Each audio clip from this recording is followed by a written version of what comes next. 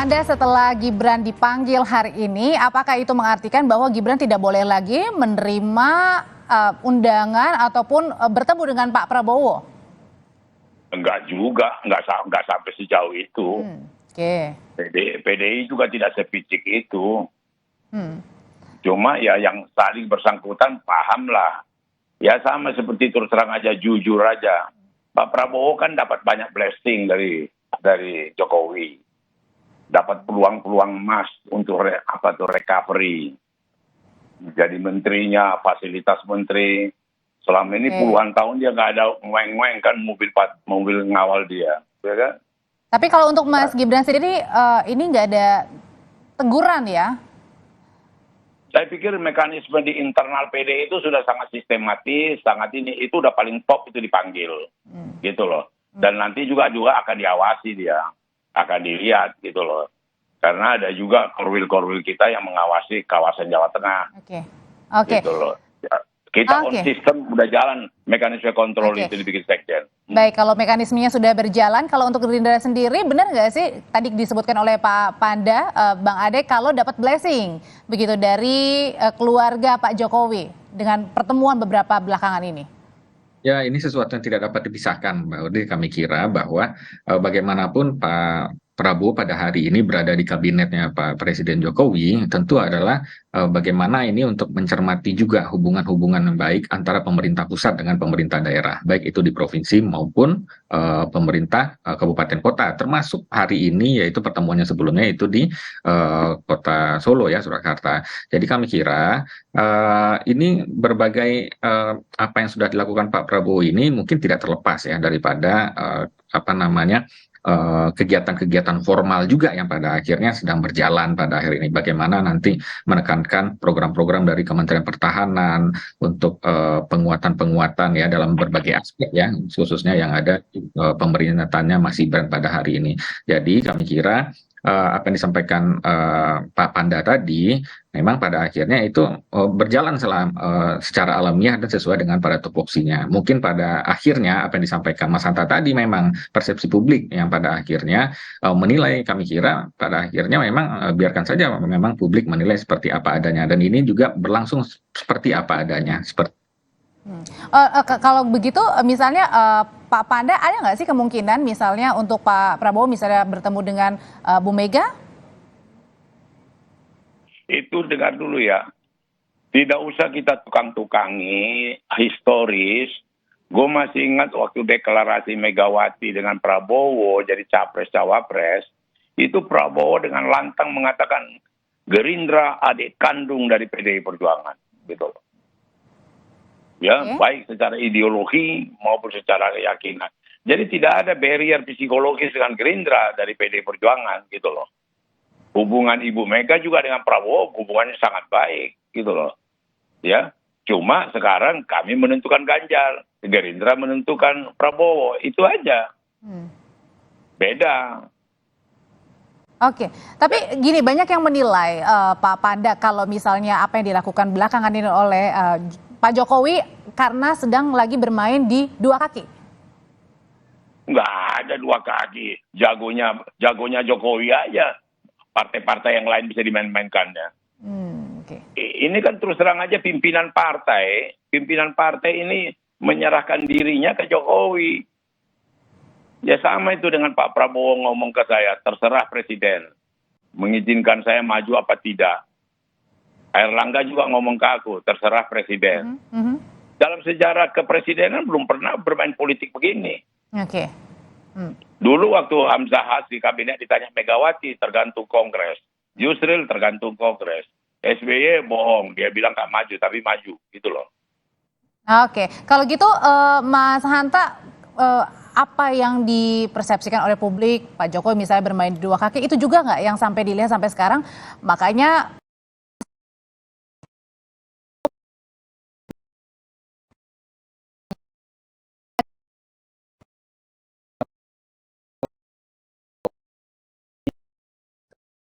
skema skenario terbaik Pak Jokowi menyatukan, ada istilah dulu ada koalisi besar. Itu sebelumnya ketika Pak sebelum bulan puasa, bahkan kemudian ada pertemuan di DPP PAN sebelum Mas Ganjar diumumkan, mungkin ini skenario terbaik yang diinginkan. Dan kita tahu betul hubungan antara PD Perjuangan dan Gerindra ini kan sangat dekat sekali ya. Dulu pernah bersatu, 2014-2019 berhadapan, tapi sekarang sangat lengket, dekat sekali.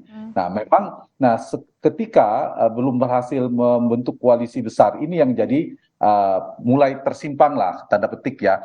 Tapi ini juga masih dinamis, Audrey. Menurut saya, sepanjang misalnya salah satu dari antara kedua ini sama-sama dinamis, elektabilitasnya stabil, berpeluang sama jadi capres, sulit menurut saya akan menjadi terbangun koalisi besar. Kecuali dua hal.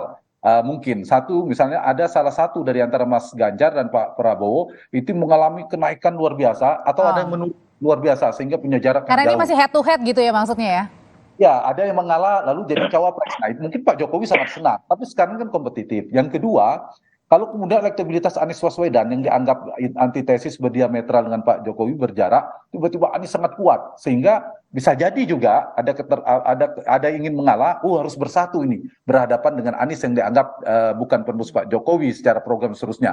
Nah, itu sepanjang dua faktor itu sampai hari ini saya melihat belum ya. Anies masih di stagnan di angka itu. Yang kedua, Pak Prabowo dan Mas Ganjar stabil relatif gitu. Ya. Tetapi saya kira mereka semua ya berebut endorsement dari Pak Jokowi itu memang punya dampak. Kenapa? Karena tadi basisnya masih terpencar, yang kedua approval ratingnya cukup baik, sehingga ketika ada signal dukungan atau persepsi yang ditangkap dukungan Pak Jokowi sedikit atau banyak, itu punya dampak menaikkan elektabilitas. Misalnya bicara Pak Prabowo, iya pastilah diuntungkan, apalagi Mas Ganjar kalau dukungannya itu sepenuhnya diberikan oleh Pak Jokowi, punya dampak positif insentif elektoral, meskipun bukan faktor satu-satunya. Yang kedua tentu banyak ada blunder politik yang dilakukan kompetitor atau di antara mereka. Makanya tadi Bu Mega melalui Pak Hasto kan bilang ini ya, warning ya untuk waspadai ya manuver. Iya, saya kira bagian dari ini ya, setiap kubu, setiap calon punya kandidat, punya strategi politik masing-masing. Nah, karena itu yang seperti saya katakan tadi, banyak variabel yang akan menjadi faktor kemenangan dan dinamikanya juga akan terus ya. Tapi bahwa Pak Jokowi ada PD Perjuangan, bahwa putranya maju lewat PD Perjuangan, iya. Jadi dua hal ya. Apakah akan sejalan dengan keputusan partainya? Saya kira itu iya. Dan ini soal disiplin partai, itu soal PD Perjuangan. Sisi lain. Tapi sisi yang lain, kalau misalnya Pak Jokowi dan Mas Gibran memberikan akses tadi, istilahnya memberikan ruang, kesempatan, seterusnya. Nah itu juga bisa dimanfaatkan. Saya kira bagian dari strategi politik masing-masing. Dan saya kira ini ya, sepanjang Oktober politiknya dinamis. Betul masih cair, tapi mengkristal ketiga orang ini. Dan dari ketiga ini sepanjang tidak mungkin membentuk koalisi besar secara bersama-sama, mungkin clash ya, ada dinamika antara pendukung Mas Ganjar dan pendukung Pak Prabowo antar partai sulit dielakkan.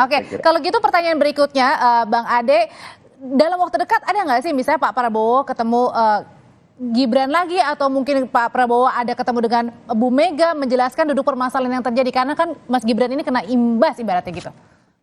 Saya kira mungkin pada hari ini Pak Prabowo akan terus melakukan perjalanan silaturahmi ya, bertemu dengan tokoh-tokoh masyarakat, tokoh-tokoh agama, termasuk juga pemimpin-pemimpin partai politik. Nah, kami kira memang ini akan terus berjalan sehingga pada akhirnya ya, karena ini adalah bagian pada silaturahmi dan tidak hanya pada setelah bulan Syawal ini, kami kira ini adalah menjadi sebuah contoh yang baik ya, bagaimana kontestasi politik terus berjalan, tetapi seperti yang Pak Panda sampaikan tadi, memang kedekatan Gerindra dengan PDIP ini memang sudah sangat dekat gitu ya. Dan kita pada akhirnya dengan pertemuan-pertemuan ini akan menambahkan daripada gagasan-gagasan yang lebih baik lagi, yang lebih konkret lagi dalam hal, yaitu intinya adalah bagaimana untuk membangun berbagai aspek bangsa dan negara ini jauh lebih baik ke depan. Nah, juga pada akhirnya akan bertemu dengan Ketua Umum PDI Perjuangan, Ibu Megawati, maupun juga tokoh-tokoh partai politik lainnya. Terakhir saya ke Pak Panda. Pak Panda, ada nggak sih kekhawatiran dari PDIP bahwa kedekatan keluarga dari Pak Jokowi ini akan mempengaruhi elektoral dari PDIP dan pencapresan Pak Ganjar? Kedekatan kemana? Ke Prabowo, dari keluarga Pak Jokowi ke Pak Prabowo. Enggak sejauh itulah. nggak sejauh itu pengaruhnya. Ini anak-anaknya Jokowi ini juga masih banyak belajar dan juga tidak juga sehebat itu pengaruhnya gitu loh. Ya, mereka jadi lucu-lucu karena anaknya aja, gitu aja. Jadi exciting karena anaknya. Selebihnya itu kan tak ada artinya. Coba kalau nggak anaknya. Jadi maksud aku anaknya dan mantunya juga tahu diri. Ini partai besar, jangan main-main dengan partai besar. Oke, baik. Gitu loh. Jangan ambil risiko mentang-mentang anak presiden, jangan. Kayak nggak ada Toto Kromo nggak ada. Saya ingatkan kembali terakhir di Solo itu ada orang tua kawakan FX Rudy. Itu harus dia datangi, dia hormati, dia tanya advisnya. Baik. Itu yang harus dilakukan Gibran, baru ngomong ke sana kemari. Gitu loh. Baik, kami sudah tangkap pesannya. Terima kasih Pak Panda Nababan, terima kasih Bang Ade Reski, terima kasih Mas Hanta Yuda. Sehat selalu Bapak-bapak. Terima kasih, Pak Audrey. Setelah ini saudara, kami punya informasi dari 5 orang rombongan Dinas Pekerjaan Umum Tata Ruang Kabupaten Kuningan, Jawa Barat terlibat kecelakaan di kawasan wisata Palutungan, Gunung Ciremai.